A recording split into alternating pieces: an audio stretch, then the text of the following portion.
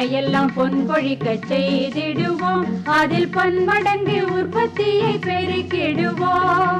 பண்ணையெல்லாம் பொன் கொழிக்க செய்திடுவோம், அதில் பன்மடங்கு உற்பத்தியை பெருக்கிடுவோம். உழவர் உலகம். கண்மணி போல் நெல்மணியை வளர்த்திடவே நாடும் கருத்துரைக்கும் ஒலிபரப்பை கேட்டிடுவோம். கண்மணி போல் நெல்மணியை வளர்த்திடவே நாடும் கருத்துரைக்கும் ஒலிபரப்பை கேட்டிடுவோம். செல்லமே செல்வமே. செல்ல பிராணிகள் சார்ந்த தொழில் வாய்ப்புகள் தொடர் நிகழ்ச்சி.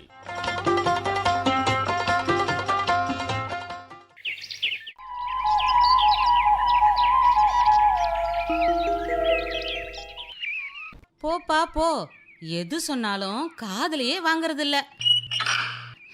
எப்படி பட்டுன்னு கதவு சாத்திட்டு போறத பாரு. நீங்களாம் ஏன் இப்போ கத்துறீங்க? உங்க அண்ணனை சொன்னதும் உங்களுக்கு கோபம் வருதோ? போங்க போங்க, நீங்களும் அவன் பின்னாடியே போங்க. இதுக்கெல்லாம் காரணமே நீங்க தானே. அட பட்டக்கா, என்ன நாய்ங்க கிட்ட போய் பேச்சுவார்த்தை நடத்திக்கிட்டு இருக்கீங்க? வா முத்தழகு, வா வா. என்ன சொன்ன? நாய் நான் சொன்னேன். நல்ல வேலை அவன் உள்ளே போயிட்டான். இதை மட்டும் காதில் கேட்டிருந்தானா வானத்துக்கும் பூமிக்கும் குதிச்சிருப்பான். இதுங்கள நாயின்னு சொன்னா அவனுக்கு கோவம் வந்துடும். அதுங்க பேரு ஒன்று ரீனோ ஒன்று டீனோ. அதுகளை தம்பி மாதிரி பார்த்துக்கிட்டு வரான். என்னக்கா சொல்றீங்க? சிரிப்பா வருதில்ல? இதுதான் இங்கே நிலமை. உருப்படியாக ஏதாச்சும் வேலைக்கு போடானா கேட்காம எப்போ பாரு இந்த நாய்ங்க கூட. அச்சுச்சோ, தப்பு தப்பு, இந்த ரீனோ டீனோ கூட தான் சுற்றிட்டு கிடக்குறான். ஓஹோ, தம்பிக்கு செல்ல பிராணிகள்னா ரொம்ப பிடிக்குமோ? பிடிக்குமாவா? நீ வேற. அதுகளை கவனிச்சுக்கிறதுக்காக தான் இவன் வேலை வெட்டி கூட போகாமல் வீட்லேயே உட்காந்துருக்கான் பாரு. கேட்க கொஞ்சம் கஷ்டமாக தான் இருக்கு. கொஞ்சம் இல்லை முத்தழகு, ரொம்பவே. இதனால எனக்கும் அவங்க அப்பாவுக்கும் தினம் தினம் சண்டை தான். அக்கா, தம்பிக்கு செல்ல பிராணிகள் தான் பிடிக்கும்னா நான் ஒரு யோசனை சொல்லட்டுமா? என்ன முத்தழகு, என்ன யோசனை? அக்கா, செல்லமாக வளர்க்குற செல்ல பிராணிகளை வச்சே நீங்கள் வருமானம் பார்க்க முடியும். அதுக்கு வழி இருக்கு. என்ன முத்தழகு சொல்ற? என்ன வழி? செல்ல பிராணிகள் சார்ந்த தொழில்கள் நிறைய இருக்கு. அதில் ஏதாவது ஒன்று செஞ்சால் செல்ல பிராணிகளை வளர்த்த மாதிரியும் இருக்கும், தொழில் செஞ்சு வருமானம் பார்த்த மாதிரியும் இருக்கும். முத்தழகு, நீ என்னென்னமோ சொல்ற, ஆனால் எனக்கு ஒன்றும் புரிய மாட்டேங்குதே. எல்லாம் புரியும். இப்போ இவங்க சொல்கிறத கேட்டா. யார முத்தழகு? சொல்கிறேங்க்கா.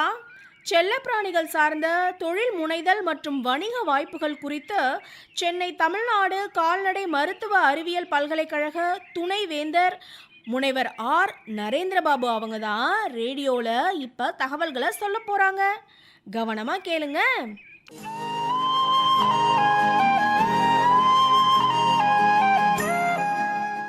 உங்களுக்கு எல்லாத்துக்கும் தெரியும், இன்றைக்கி விவசாயம் மற்றும் வேளாண்மை ஒரு பெரிய மாற்றத்தை கண்டுக்கிட்டு இருக்குது. குறிப்பாக பார்த்தா கால்நடை வளர்ப்புன்னு பார்த்தோன்னா முந்தையெல்லாம் நம்ம கால்நடைகளில் பெரும்பாலும் மாடு, ஆடு, அது மாதிரி விவசாயம் சார்ந்து அங்கேயே அவங்க வீட்டிலேயே நாய், பூனை, அது மாதிரி எல்லா விலங்குகளையும் வச்சு தான் வளர்ந்துட்டு இருந்தாங்க. பல காலமாகவே பல இலக்கியங்கள்லேயும் நம்ம பார்த்துருப்போம். ஏற்கனவே விலங்குகள் மனிதனோட சேர்ந்தே தான், மனித நாகரிகம் ஆரம்பித்த காலத்தில் இருந்து மனிதனோட சேர்ந்தே ஒரு நட்பு பிராணியாக தான் வந்துட்டுருக்குதுங்கிறது நமக்கு தெரியும். இதில் குறிப்பாக நீங்கள் பார்த்தீங்கன்னா இன்றைக்கி முதல்ல நம்ம விவசாயத்துக்காக கால்நடைகளை வளர்த்துட்டு இருந்தோம்.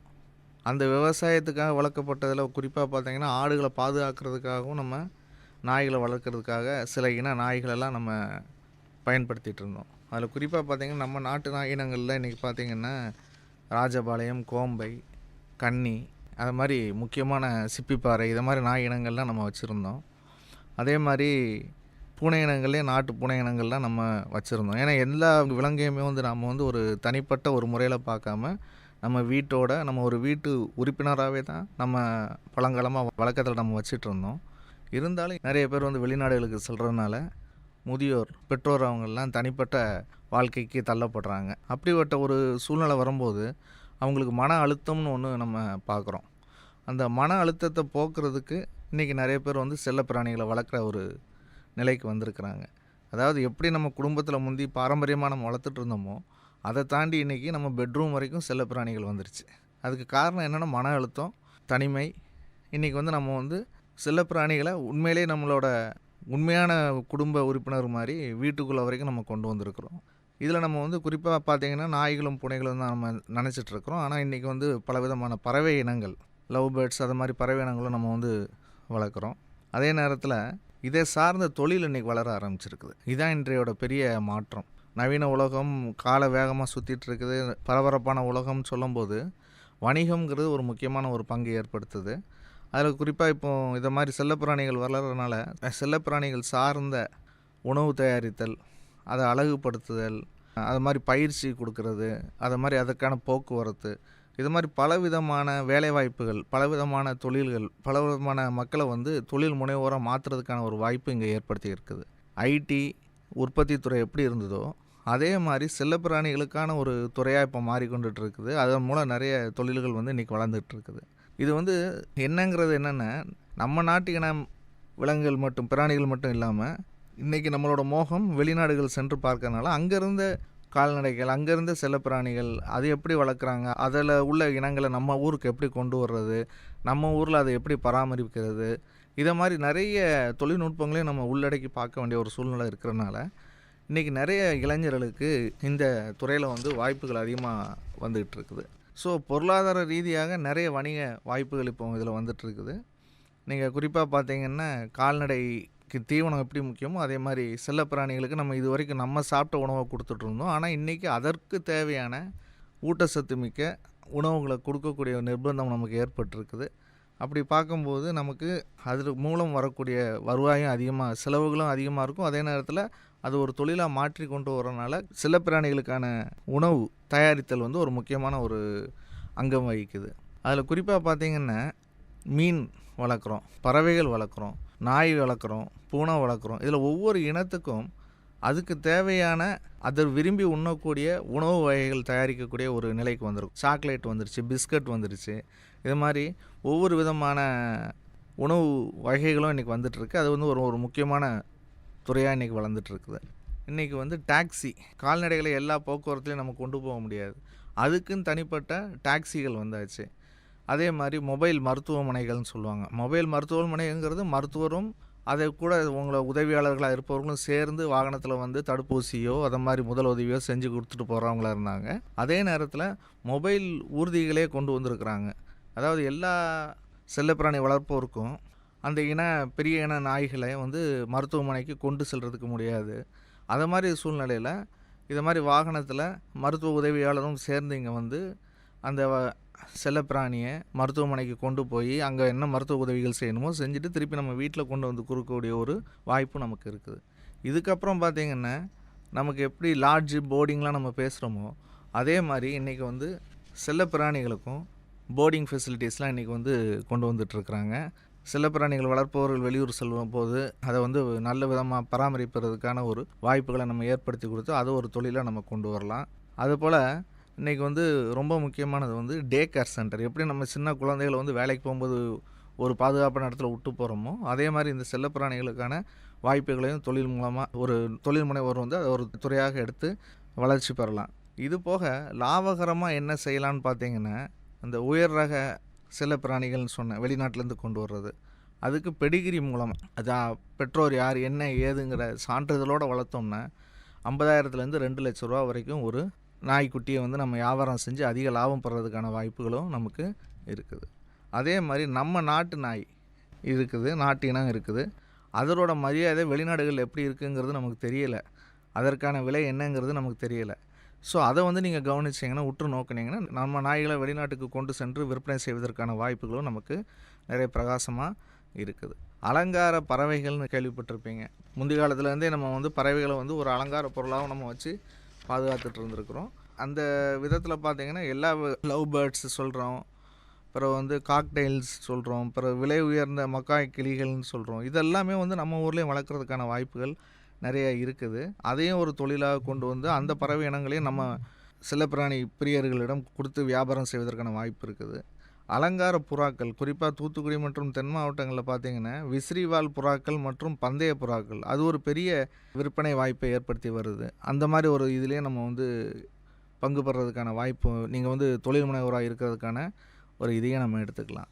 இதுக்கப்புறம் வந்து இன்னொரு முக்கியமான ஒரு விஷயத்தை நான் இப்போ இங்கே சொல்ல விருப்பப்படுறேன். நம்ம ஊரில் வந்து இறைச்சி கடை வந்து சின்ன சின்ன தெருக்களில் கூட இருக்கும்.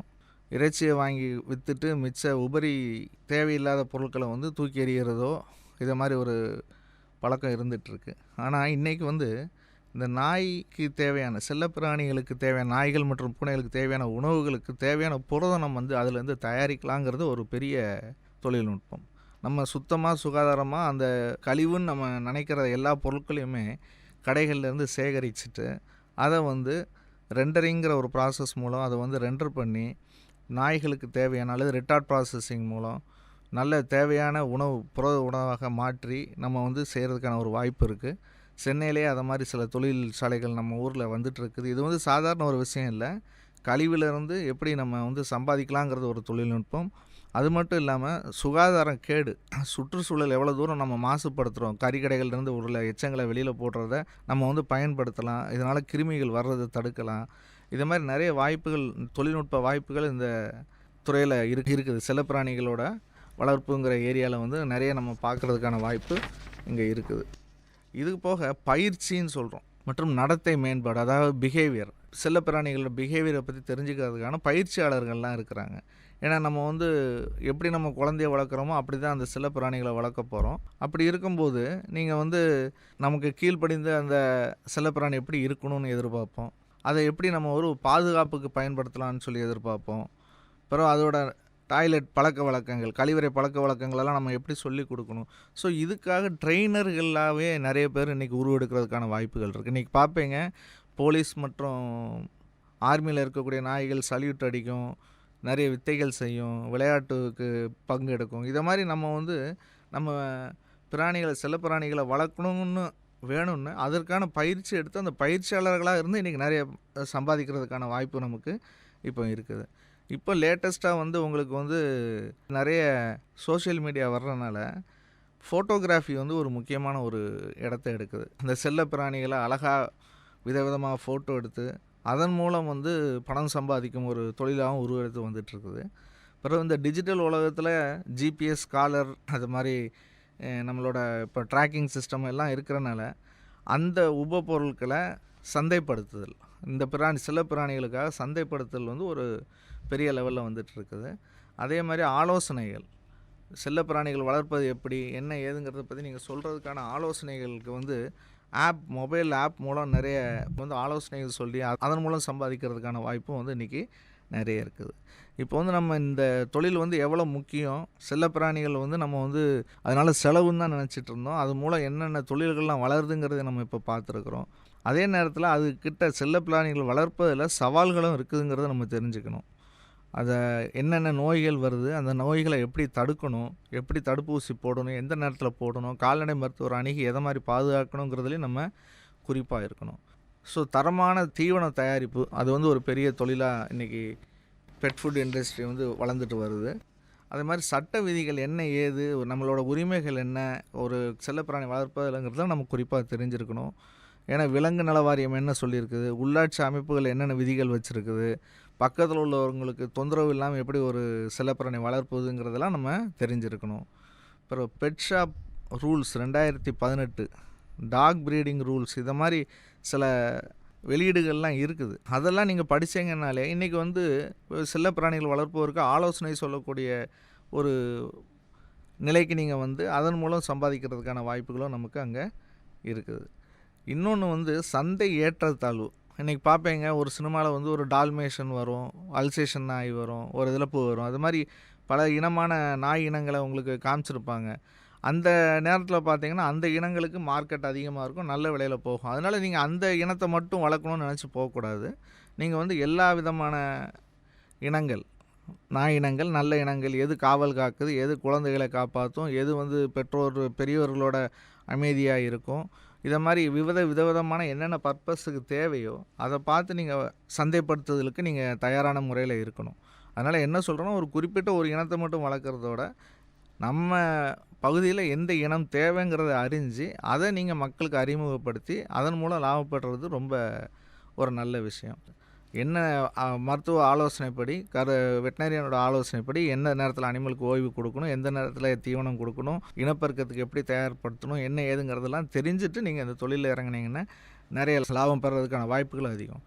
மேலும் இந்த அரசு திட்டங்கள் நிறைய இன்றைக்கி கால்நடை பராமரிப்பு துறைக்கு கொடுக்குறாங்க. அது மத்திய அரசின் கால்நடை பராமரிப்பு உள்கட்டமைப்பு மேம்பாட்டு நிதின்னு இருக்குது. நீங்கள் இந்த விதமான ஒரு தொழில் முனைவோரோ, அதாவது நாய் தீவனம் தயாரிப்பதற்கு, பூனை தீவனம் தயாரிப்பதற்கு, இந்த மாதிரி நீங்கள் போகணுன்னா அதை மாதிரி திட்டங்கள், நல்ல திட்டங்கள் அந்த மத்திய அரசின் கால்நடை பராமரிப்பு உள்கட்டமைப்பு நிதியிலேருந்து பெறலாம். அதே மாதிரி எங்கள் பல்கலைக்கழகத்திலேருந்து நீங்கள் எந்த விதமான நாலேஜ் என்ன மாதிரி ஆலோசனைகள் வேணுங்கிற சர்வீசஸ் நாங்கள் எங்கள் பல்கலைக்கழகம் மூலம் நாங்கள் கொடுத்துட்ருக்கோம். மேலே முத்ரா கடன் திட்டம், சிசு, கிஷோர், தருண், அதை மாதிரி நிறைய திட்டங்கள் இருக்குது. அதில் ஒவ்வொரு நம்மளோட தகுதிக்கு ஏற்ற மாதிரி எந்த அளவுக்கு நம்ம முதலீடு பண்ண போகிறோமோ அதுக்கேற்ற மாதிரி நம்ம அந்த இதில் போய் பார்த்து அந்த இணையதளங்களில் பார்த்தீங்கன்னா உங்களுக்கு அந்த வாய்ப்புகள், கடன் பெறுவதற்கான வாய்ப்புகள், நிதி உதவி பெறுவதற்கான வாய்ப்புகளை பார்த்து நீங்கள் அதன் மூலம் அந்த தொழிலை மேம்படுத்துறதுக்கான ஒரு வாய்ப்பும் அரசாங்கம் அமைச்சு கொடுத்துருக்குது. அது மாதிரி மாவட்ட தொழில் மையங்கள் நிறைய இருக்குது, நீட்ஸ் திட்டம் இருக்குது. அங்கெல்லாம் நீங்கள் அங்கே போய் பார்த்தீங்கன்னா 75 லட்சம் வரைக்கும் நிதி பெறுறதுக்கான வாய்ப்பு இருக்குது. பிறகு நேபார்டு பற்றி எல்லோரும் கேள்விப்பட்டிருப்பீங்க. இதை எல்லாத்தையும் நீங்கள் பயன்படுத்தி செல்லப்பிராணிகளுக்கு வளர்ப்பதற்கு, அதை வளர்ப்போருக்கு தேவையான உபகரணங்கள், தேவையான உணவு, இப்போ விளையாட்டு பொருட்கள் இருக்கும், பப்பீஸ்க்கு விளையாட்டு பொருட்கள், அதை சந்தைப்படுத்துதல், இது மாதிரி எல்லா துறையிலையுமே நீங்கள் உள்ளே நல்ல லாபம் பெறதுக்கான வாய்ப்பு இதில் இருக்குது. இது போக ரொம்ப முக்கியமாக நான் இங்கே சொல்ல வர்றது, செல்லப்பிராணி வளர்ப்பதற்கு நிறைய பேர் தயாராக இருக்கிறாங்க, செல்லப்பிராணியை பற்றி ஆலோசனை சொல்கிறதுக்கு தயாராக இருக்கிறாங்க. செல்லப்பிராணி வளர்ப்பதற்கு தேவையான அனைத்து வகையான பொருட்களை செய்வதற்கு, சந்தைப்படுத்துவதற்கு நீங்கள் முன் வரணுங்கிறத கேட்டுக்கிறேன். இது மட்டும் இல்லாமல் நீங்கள் செல்லப்பிராணி வளர்ப்போருக்கு அவேர்னஸும் கொடுக்கணும். இன்றைக்கி என்னென்னா முக்கியமாக பார்த்தீங்கன்னா நம்மளால் விடுபட்ட செல்லப்பிராணிகள் ரோடுகள் அலையுது, உணவு இல்லாமல் அலையுது, சுற்றி இருக்கிற மக்களை கடிக்க வருதுன்னு ஒரு அச்சத்தை ஏற்படுத்துது. இதற்கெல்லாம் காரணம் செல்லப்பிராணிகளை வளர்ப்போருக்கு இந்த ஒரு கருத்தும் தெரிஞ்சிருக்கணும். நமக்கு வயசு 60 வயசு வரை வாழ்கிறோன்னா அதோட வயசு 14 வயசு தான், அல்லது 12-14 வயசுக்குள்ளே அதோட காலம் முடிஞ்சிடும். ஸோ அந்த செல்லப்பிராணி கடைசி வரைக்கும் நம்மளோட சந்தோஷமாக இருக்கணுங்கிறத நம்ம மனசில் வச்சுட்டு அதை கடைசி காலத்தில் தெருக்களில் விட்டுறாமல் அதை கடைசி வரை நீங்கள் பராமரித்து வரணுங்கிறத நீங்கள் இந்த தொழிலில் இருக்கக்கூடிய தொழில் முனைவோர் கண்டிப்பாக செல்லப்பிராணி வளர்ப்போரிடம் தெரிவித்து அவங்களுக்கு அறிவுரை கூறி நல்ல விதமான தொழிலில் வளர்ந்து லாபம் பெற்று வர வேண்டும் என்று செல்லப்பிராணிகள் சார்ந்த தொழில்கள், அதன் மூலம் பெறக்கூடிய வாய்ப்புகள் எல்லாத்தையும் உங்களுக்கு சொல்லிட்டேன். உங்களுக்கு இதை பற்றி ஏதாவது சந்தேகங்கள் இருந்தால் எங்களோட பல்கலைக்கழகத்தில் உள்ள விரிவாக்க இயக்ககத்தில் நீங்கள் அணுகி தெரிஞ்சுக்கலாம். இது போக இதர் சார்ந்த, இப்போ நான் பேசிய ஒவ்வொரு தலைப்புகளையும் சார்ந்த தலைப்புகளை விரிவாக 13 வாரம் தொடர்ச்சியாக இந்த வானொலியில் நாங்கள் இந்த செல்லப்பிராணிகள் சார்ந்த தொழில் என்ற வரிசையில் நாங்கள் பல்கலைக்கழகத்திலேருந்து ஆல் இண்டியா ரேடியோ மூலம் இதில் சேர்ந்து செய்கிறோம். ஒவ்வொரு செவ்வாய்க்கிழமையும் இது உங்களுக்காக ஒளிபரப்போம். இதை கேட்டு பயன்படுமாறு கேட்டுக்கொள்கிறேன்.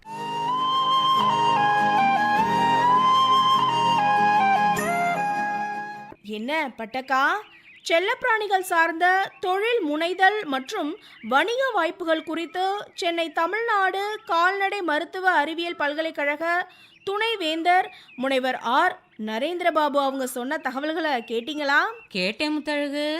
நான் கூட என்னமோ ஏதோன்னு இல்லை நினச்சிக்கிட்டு இருந்தேன். செல்லப்பிராணிகள் வளர்க்குறதுல கூட தொழில் வாய்ப்புகள் இம்புட்டு இருக்குன்னு இப்போதான் புரியுது. ஆமாங்க்கா, செல்ல பிராணிகளுக்கு உணவு வழங்குறதுலேருந்து அதை பராமரிக்கிறது, பாதுகாக்கிறதுன்னு இப்படி எல்லாத்தையும் தொழில் வாய்ப்பாக மாற்றிக்க முடியும். உதாரணத்துக்கு சொல்லணும்னா, இப்போது ஒரு செல்ல பிராணியோட உரிமையாளர் ஊரில் இல்லாத போது அதை பாதுகாத்து பராமரிக்கிறத கூட ஒரு தொழிலாக செய்யலாம். ஆமாம் முத்தழகு, நான் கூட கேட்டேன், எனக்கும் நல்லா புரிஞ்சுது.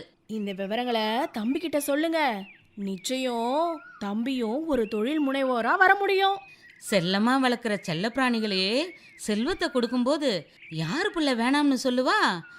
கால்நடை நமது தோழன், அதை கருத்துடன் காத்திட வேணும். கால்நடை நமது தோழன், அதை கருத்துடன் காத்திட வேணும். பால் வளம் பெருகிட செய்யும், தாய் பசுவால் நலன் பல கிட்டும். பால்வளம் பெருகிட செய்யும், தாய் பசுவால் நலன் பல கிட்டும்.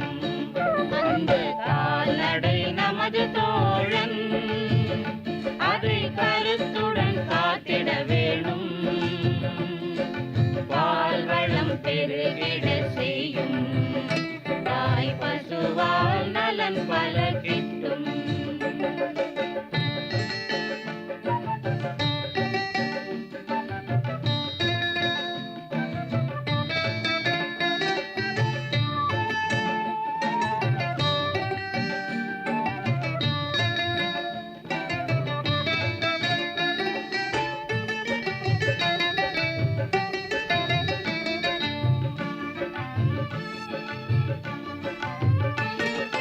நாட்டில் நடமாடும் செல்வம், அவை நம் வறுமையை என்றும் வெல்லும். நாட்டில் நடமாடும் செல்வம், அவை நம் வறுமையை என்றும் வெல்லும். மாட்டையும் மாட்டையும் வளர்ப்போம், நல்ல மாற்றத்தை படைத்திட உழைப்போம். மாட்டையும் மாட்டையும் வளர்ப்போம், நல்ல மாற்றத்தை படைத்திட உழைப்போம். அந்த கால்நடை நமது தோழன், அதை கருத்துடன் காத்திட வேணும். பால்வளம் பெருகிட செய்யும், தாய் பசுவால் நலன் பல கிட்டும்.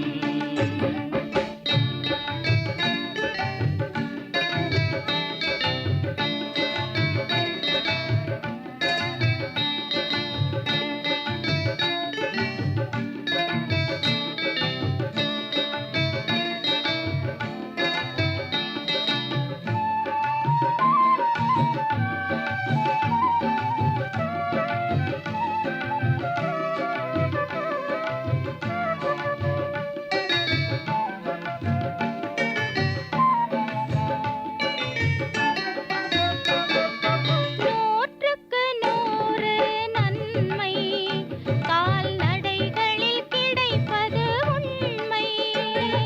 நூற்றுக்கு நூறு நன்மை கால்நடைகளில் கிடைப்பது உண்மை. வீட்டுக்கு வீடு சிறப்பு, ஏர் உழவுக்கு எருதுகள் சிறப்பு. வீட்டுக்கு வீடு சிறப்பு, ஏர் உழவுக்கு எருதுகள் சிறப்பு. அந்த கால்நடை நமது தோழன், அதை கருத்துடன் காத்திட வேணும். பால்வளம் பெருகிட செய்யும், தாய் பசுவால் நலன் பல கிட்டும்.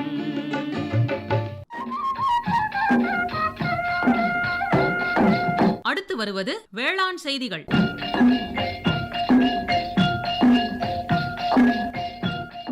தட்டைப்பயிறு ரகங்களின் சிறப்பியல்புகள் மற்றும் மருத்துவ குணங்கள்.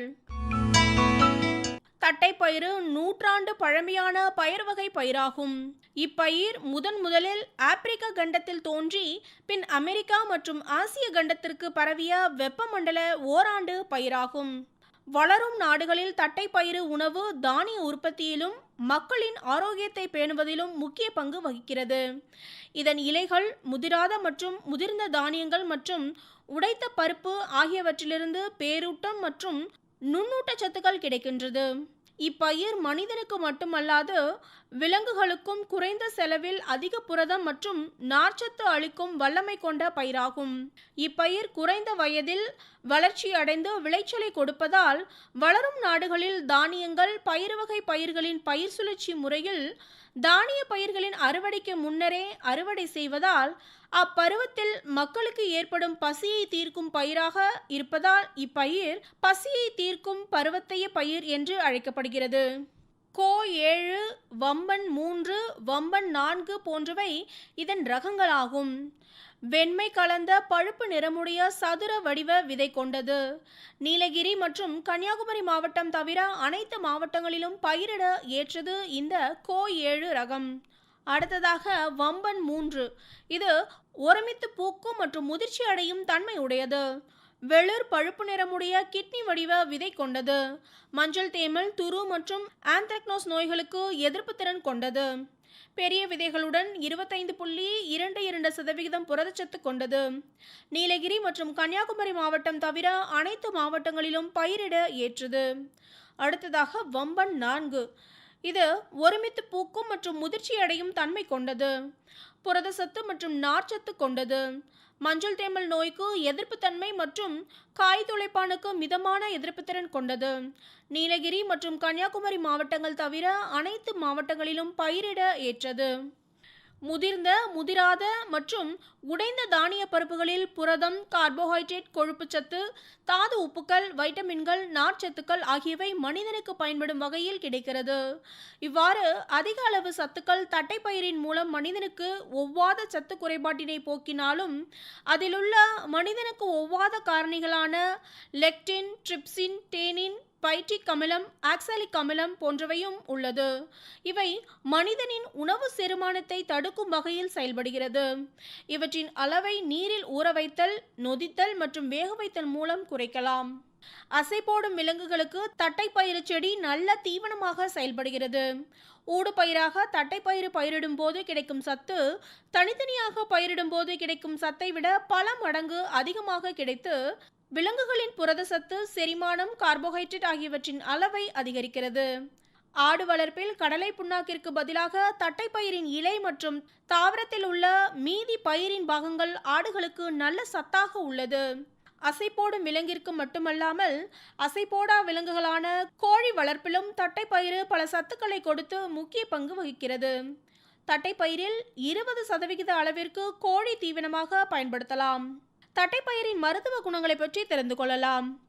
இரத்தத்தில் உள்ள கொலஸ்ட்ரால் அளவை கட்டுப்படுத்துவதில் தட்டைப்பயிரின் கரையும் நார்ச்சத்துக்கள் மற்றும் புரதச்சத்து முக்கிய பங்கு வகிக்கிறது. கேன்சர் செல்களின் வறட்சியை தடை செய்வதில் தட்டைப்பயிரின் ஆன்டி ஆக்சிடென்ட் காரணிகள் முக்கிய பங்கு வகிக்கிறது. இரத்தத்தில் சர்க்கரையின் அளவை பராமரிப்பதில் முக்கிய பங்காக செயல்படுகிறது. தட்டைப்பயிரில் உள்ள ஒமேகா 3 மற்றும் ஒமேகா 6 கொழுப்பு அமிலங்கள் மூலம் இதய நோய்கள் உருவாகாமல் தடுக்கிறது.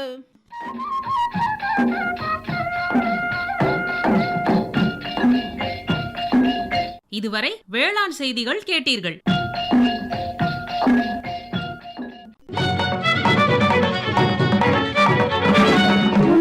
பொருளத்தரையும் விளைத்திடுவோம், நித்தம் உழைப்பால் நில மகளை வணங்கிடுவோம்.